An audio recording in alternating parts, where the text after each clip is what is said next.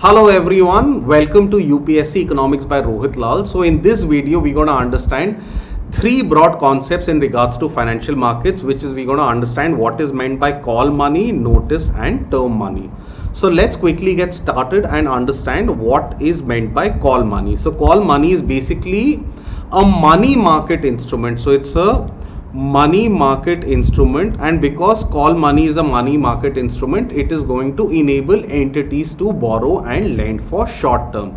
Specifically, call money is basically the market for interbank borrowing and lending. So if bank wants to borrow and lend amongst themselves, they can use the call money market.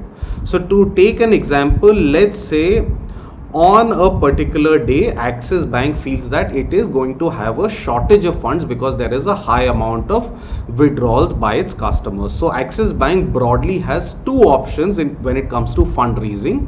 One, it could approach the Reserve Bank of India and provide some form of security and borrow funds.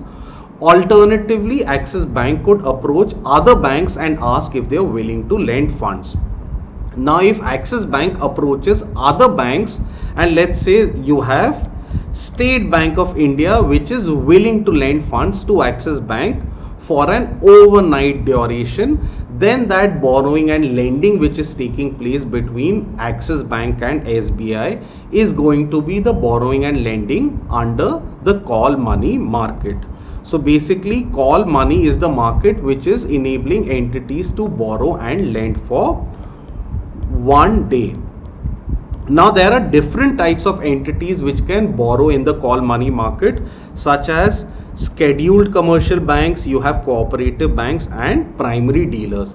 Now we're going to talk about scheduled commercial banks and cooperative banks in the topics of banking. However, primary dealers is going to be covered in the subsequent videos on financial markets.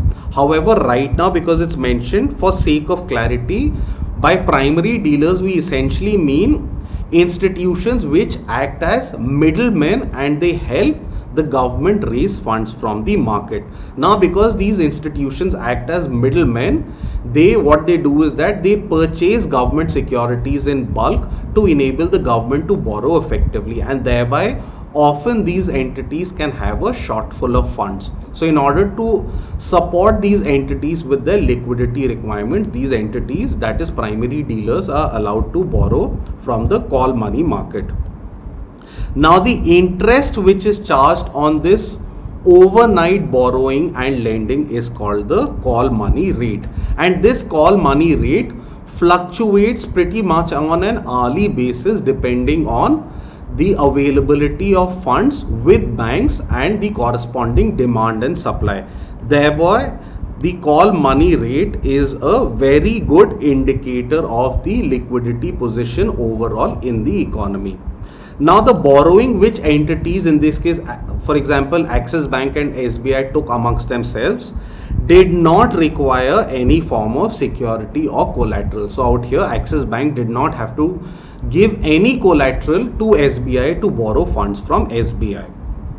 Apart from call money, which is the market for overnight borrowing, let's say any entity wants to borrow for a longer duration, that is between 2 to 14 days, then that entity can approach the notice money market. So notice money market is the market which is allowing entities to borrow for 2 days up to 14 days.